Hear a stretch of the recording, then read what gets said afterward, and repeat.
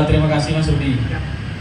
Tahun 2023 kemarin itu saya ikut konsorsium Forum Pemret di Bali bersama SKK Migas. Oh ya. Di waktu itu di Trans Hotel Bali.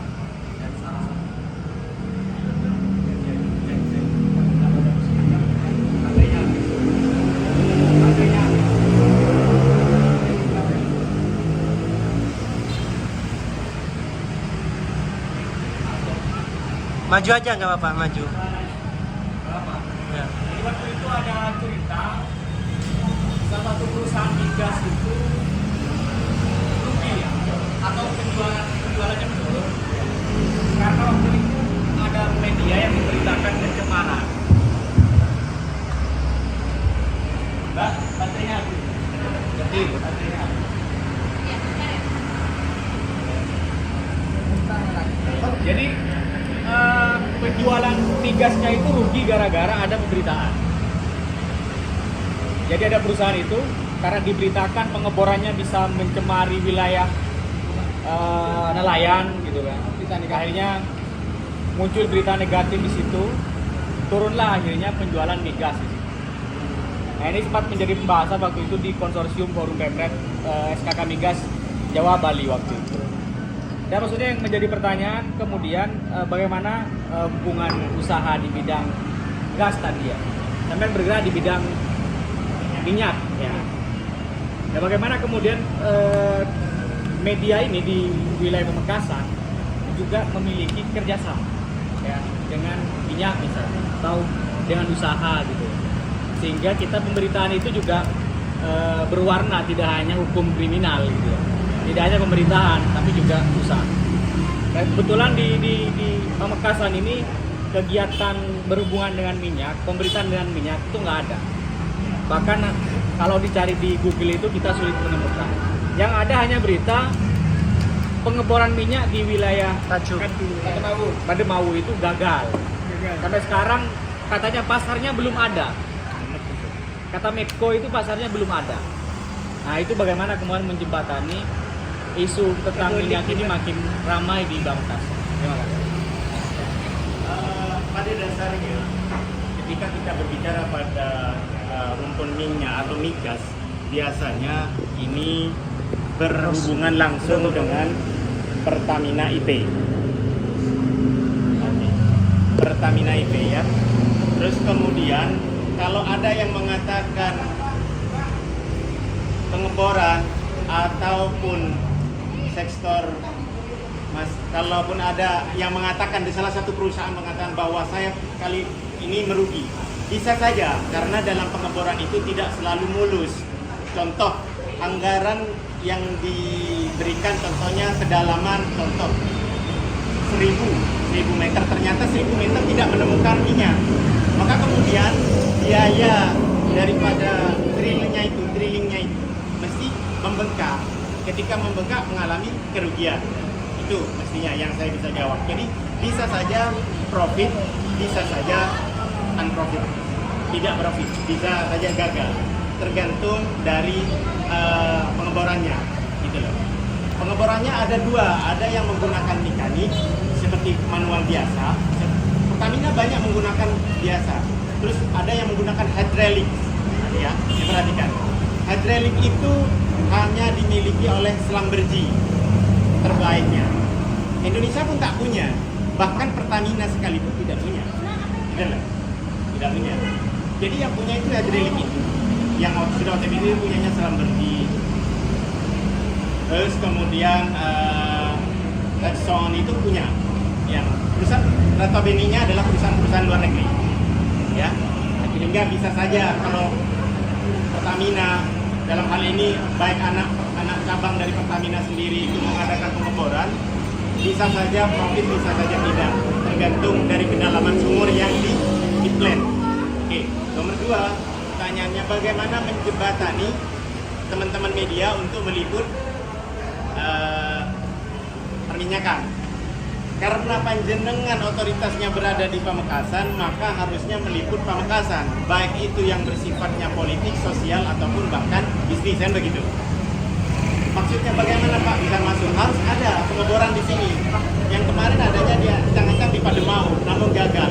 Itu sebenarnya gagalnya satu sebab regulasi yang terlalu jelimet, gitu loh.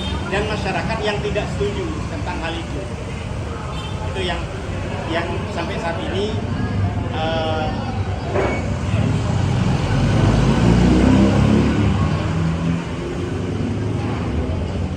ya, karena kita ini tidak berada di ranah itu di Pamekasan ini.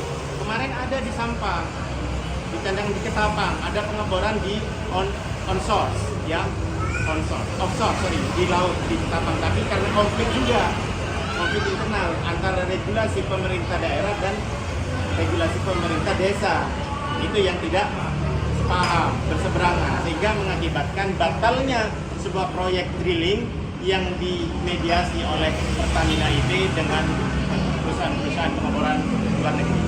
Itu yang menyebabkan gagalnya, sehingga tidak ada Madura meliput hal-hal yang sifatnya masuk pada ranah pengeboran. Bagaimana caranya? Panjenengan harus berada di otoritas Kalimantan, berasnya Kalimantan, Cepu, Bojonegoro, harus berada di situ. Dari kalau Bojonegoro banyak.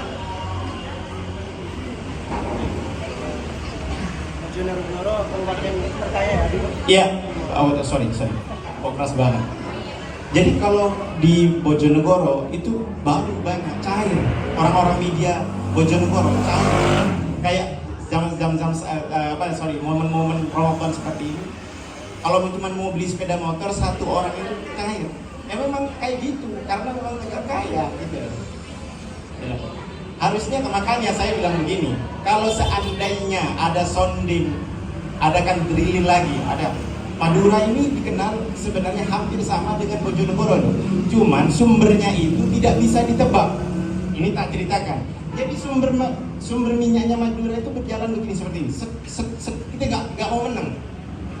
Mungkin barangkali ada burujun saya tidak tahu sendiri ya. Mistis itu kalau benar. Di antaranya di Pakung juga ini. Itu kemarin di main banyak kandungannya. Ya itu bahkan kemarin pihak John S. Helvoff itu orang nomor satunya Selambergi ngomong, Mr. Obat Madura, pernah dia mensonding tentang Madura, bagaimana Madura? Bukankah Madura ingin menjadi Madura pulau yang kaya katanya, yang kemungkinan California mempunyai simbol patung Liberty, kalau di Madura nanti kasih simbol celurit katanya. Saking punya simbol sendiri, saking kayanya dengan minyak. Cuman pertanyaannya, bagaimana pemerintah kabupaten dalam hal ini Pamekasan dengan pemerintah pusat? Gitu. Ini yang harus dipertanyakan. Nah, sounding ini. Terus bagaimana Mas? Saya ingin masuk ke meliput media. Nanti saya undang kalian ke Kalimantan. Saya belikan tiketnya.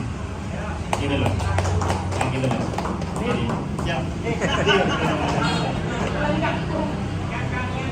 Siap? Kang Yan, ya kenapa? Ya, itu sudah adakan pengeboran. Oke, siap. Mandangi. Ya.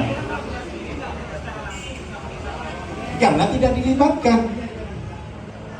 Sifatnya eksklusif, ya kan? Maksudnya istilah eksklusif. Ya. Tidak. Mungkin barangkali saya nanti dengan media barangkali bisa saya sharing-sharing ini bagaimana seandainya ada tim Selambergi luar negeri Amerika datang ke Pamekasan, apakah media mau mengguide atau mendampingi? Ya, itu kan bisa saja. Jangankan sampai mendatangkan alat, cuman survei aja masyarakat waduh pakai celurit segala macam kan takut orang luar negeri gitu loh maksudnya gitu. Ini yang menyebabkan gitu loh. Padahal kalau memang mau jadi jembatan ini, wah sangat-sangat hebat sekali depan. Yang ditanya mungkin nanti teman-teman media bisa mendorong pemerintah. Makanya yang di barusan sama yang mengangkat adalah peraturan. Peraturannya gimana? Ya kalau saat ini saya tidak bisa mengatakan bahwa peraturan seperti apa. Mungkin nanti kita pembicaraannya lebih eksklusif lagi ya. Breakdown aja dulu. Karena ini ada bincang-bincang santai. Kalau bincang-bincang nanti masuk ke ini kan nanti nggak santai lagi, berat nanti kan. Topiknya berat ini kan. karena kalian adalah saudara kan tidak harus formil, informal juga harus ada datang ke rumah.